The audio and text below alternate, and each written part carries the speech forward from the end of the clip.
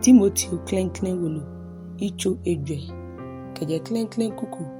ke ashi kuku niji enumu Amale tsɔɔlɔi shimumole ke ofan ake na agbegbe le amle le men kome akwa hemo ke ile ni ame abula kamumoi ke mumoi fonji achomo atwe ke chon amale loi osato fe mono amale loi ni asha amedienche amehenile tamo ake dade ke la shano le amechio yo ngogbe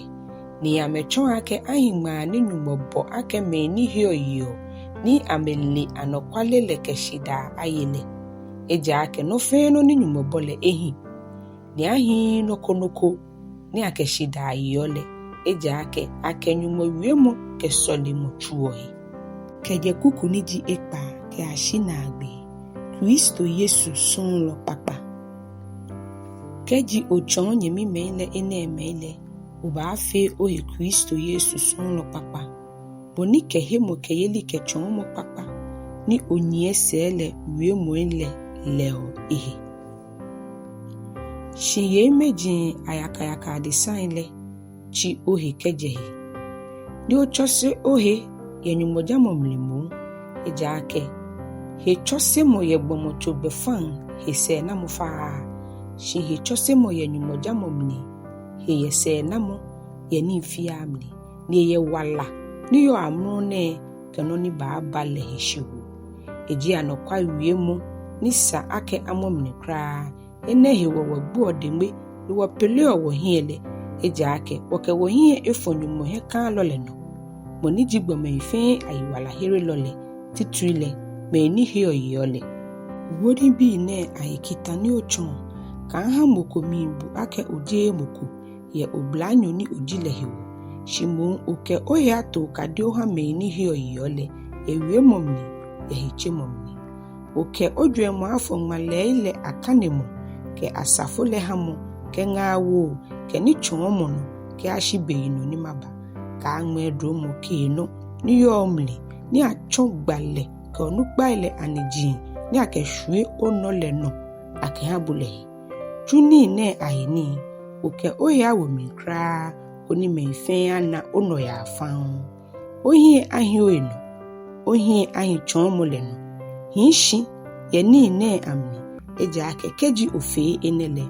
ohere bodienche kemeni buobuto elefe ayiwala hallelujah Timoteo Wolo icho enumu kukuji enyu boni ake onukpai ke oblahii ke oblayei ruo ka afamu onukpako shimon oyo chonle akeche oblahii hu akenyemi me yei onukpai le akenyemi oblayei le hu akenyemi me ye hiche mu family keje kuku niji ete ke ashi kuku niji nyuma ke ikpa Timoteo gbɛnaa nitsumɔ ha okulafoi yei okulafoi niji okulafoi le wo ame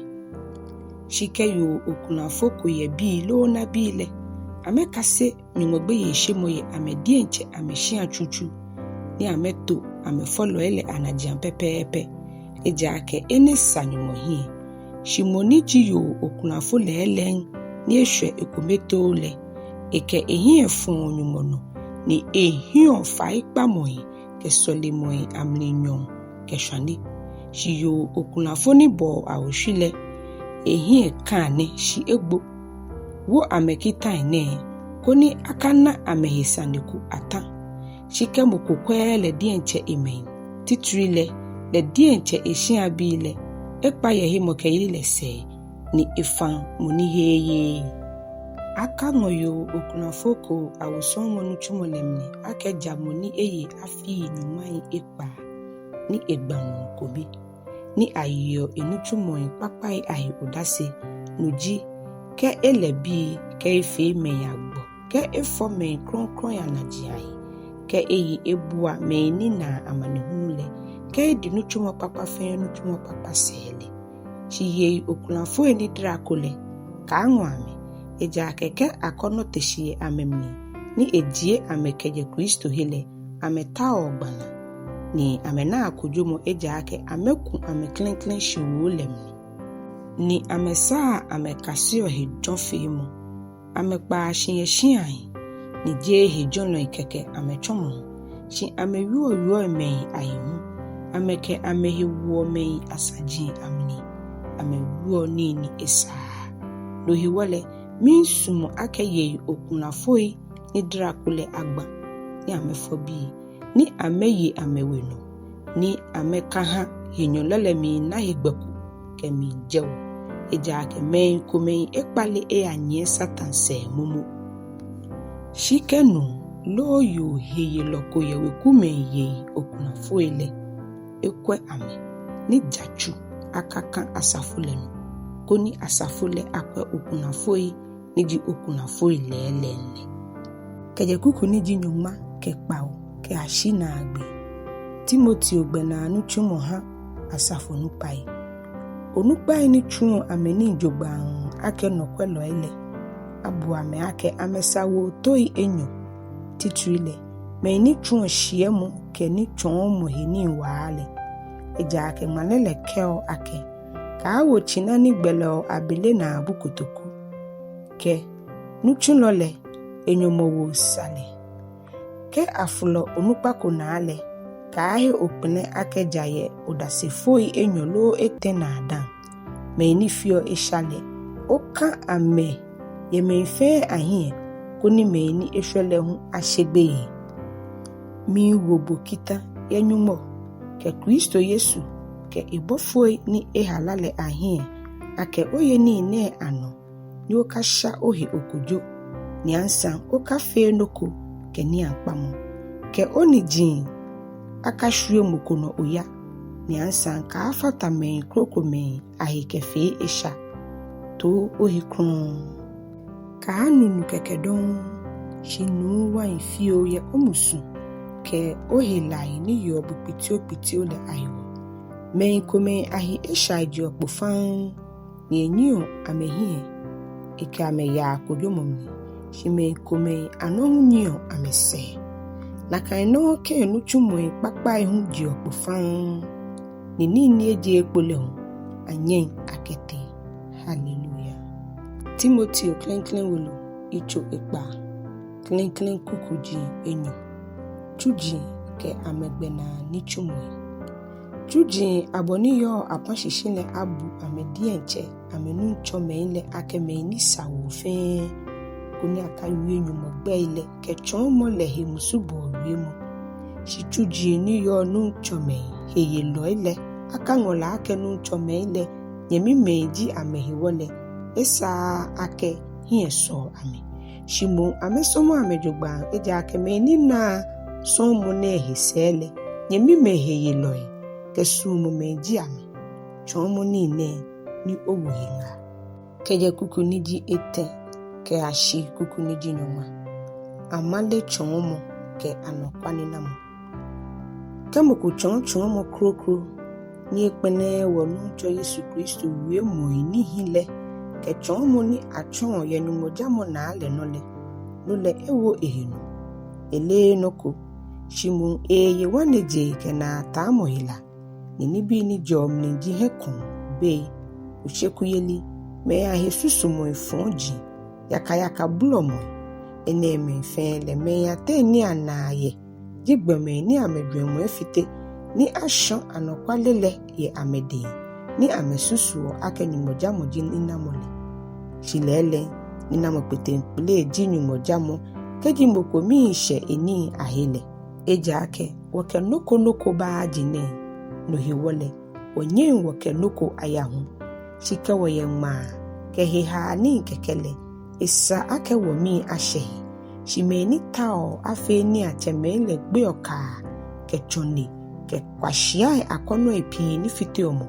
ni chiome ewo hekpatamo ke laaje mo nile amni eja ake ni bi fon jinfe ashishifaji shikasuomo ni me dise ni amedugbe ke jehemo ke ililemni ni ameke pimo baba o egbulo amechuile keje kuku ni jinyuma ke ekome ke ashina agbe Ŋaawoi shibole a onyumɔgbɔmɔ joni bi ne anafoi ni onye jale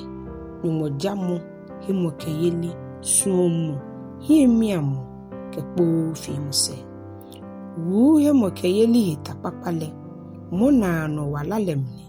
no hehu ni achewo keba ni ojaje mo fefe ye odasefo epi ahiele